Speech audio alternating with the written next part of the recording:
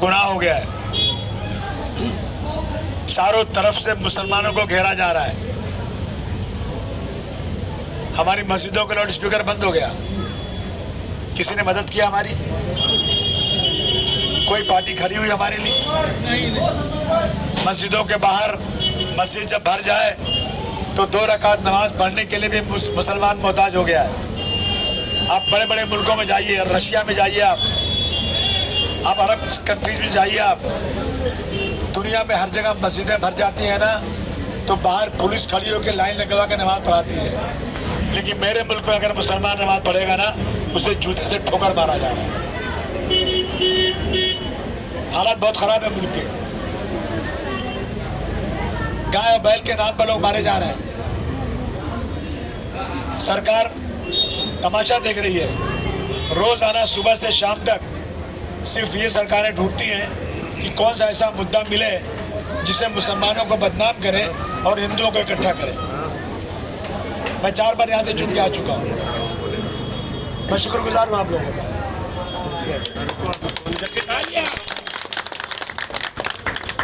मुझे अपनी बार जो मैं MLA बना हूँ ना, मैं 3 बार ऐसा इलेक्शन नहीं लड़ा।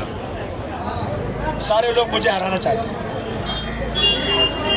सबकी नजरों में कांटा भर गया हूँ। अगर सच्चाई को बोले तो क्या गुनाह है क्या? अगर हमने औरंगजेब रहमतुल्लाह अलैह के बारे में जो किताब में हिस्ट्री में लिखा हुआ है वही एक मुसलमान MLA ने बोल दिया, तो हमें एकनाथ शिंदे साहब 1 घंटे तक हाउस में चिल्लाते रहे कि अबू आसिम देशद्रोही है, इसको बंद करो और इसको हाउस में आने मत दो। और 1 महीने में नहीं जा सका। किसी ने मेरा साथ दिया? कितने गैर मुस्लिम उसी बात को दोहरा रहे हैं, लेकिन उनको कुछ नहीं कर सकते। ये मैं कमजोर एक मजलूम कौम का मजलूम नुमाइंदा हूँ। ये जब जो चाहे कर लेंगे हमारे साथ। आप बताइए, मैं हर मुद्दे पर पूरी ईमानदारी से लड़ाई लड़ रहा हूँ कि नहीं लड़ रहा हूँ? और मेरे अपने ही लोग आपकी अबू आसिम को हरा देंगे। हरा दोगे, मेरा कुछ नहीं बिगाड़ सकते। मेरा एक रोआ टेढ़ा नहीं कर सकते। बेटा तुम्हारे ऐसे से 10-20 लौटों को मैं चला देता हूँ। सही बात है। मैं कौम के लिए काम करता हूँ। इस पूरे गोंडी ने पूरे हिंदुस्तान में एक आदमी ढूंढ के लाओ, एक आदमी लाओ जो ये कह दे कि अबू आसिम ने मेरे से काम के लिए पैसे लिए। अभी ये लोग कहते हैं कि ये इनके राज में बहुत बड़े बड़े घर बन गए, ऊंचे ऊंचे घर बन गए, और घर बन के टूट जाते हैं, इसलिए घर बनने ही नहीं चाहिए। आप बताइए कि अगर घर बन रहे हैं, मैं कुछ नहीं बोल रहा हूँ, तो गलती कर रहा हूँ क्या? ये शिकायत कर रहे हैं कि अगर बड़े घर बड़े नहीं बनते तो टूटते नहीं। ये हालत है देश की। पानी, सड़क, गटर, टॉयलेट, ये सब तो ठीक है, लेकिन उससे ऊपर मेरी शरीयत है। हुजूर सल्लल्लाहु अलैहि वसल्लम के बारे में रामगिरी महाराज ने बोला तो मुख्यमंत्री बगल में खड़ा हो गया। सही बात है। तुम्हारा बाल बांका नहीं होगा। सही बात है।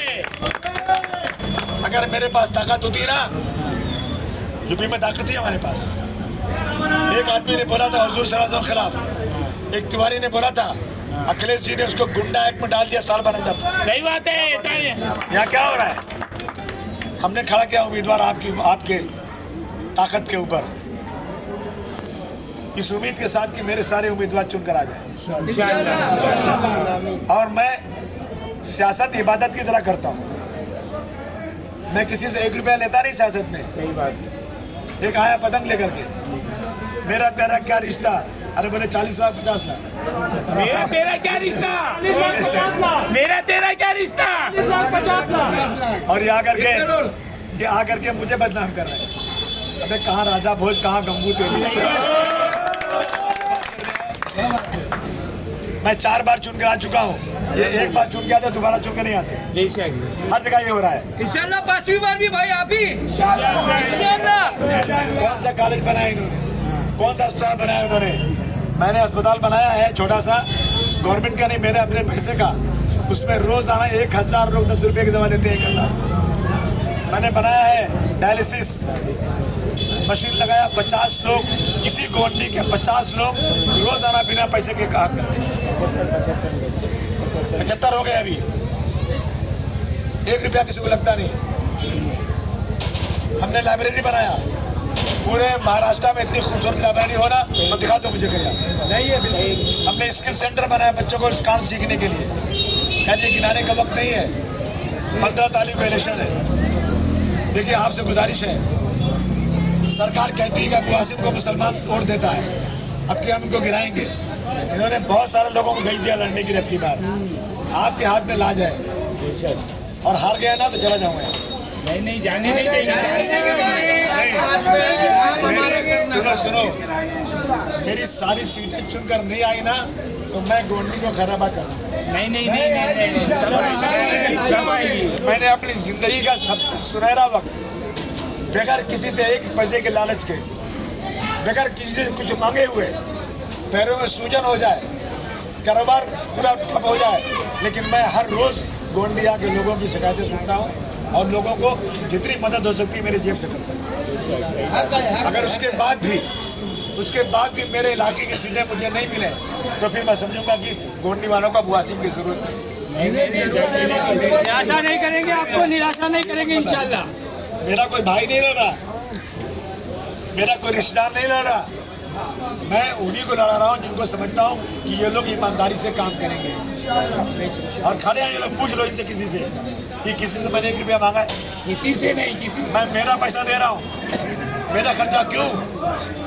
कहें कि सच कहूँ मुझको वह इंसान बुरा लगता है, सच कहूँ मुझको वह इंसान बुरा लगता है, और हाथ फैलाए मुसलमान बुरा लगता है। क्या बात है? बस आखिर में नमाज का वक्त हो रहा है, गुजारिश करूँगा आप लोगों से, बहुत होशियारी से जरा करिएगा। इंशाल्लाह सरकार जो है ना पीछे लगी हुई है, सरकार लुच्चे लफंगों को भेजेगी, हमारे लोगों को डराएंगे। तुम गांव चले जाओ तो वोट मत मांगो, हम जीत कर आएंगे। और वो लोग, उनकी हिम्मत कैसे पड़ गई कि मेरे इलाके में, मुसलमानों के इलाके में ये उन फिरका परस्तों का झंडा लेकर आएंगे जो मुसलमानों के दुश्मन है। सही बात है। हम बर्दाश्त नहीं करेंगे, चाहे हमारी जान भी चली जाए। समाजवादी पार्टी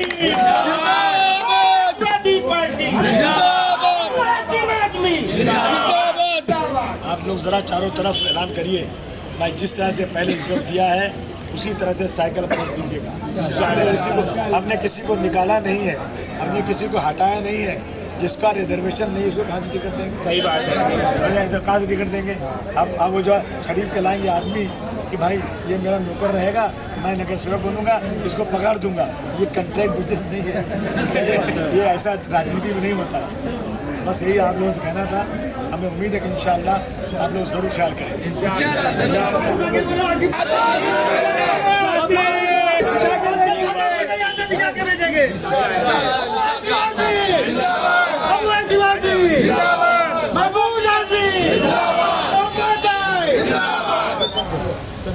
नमाज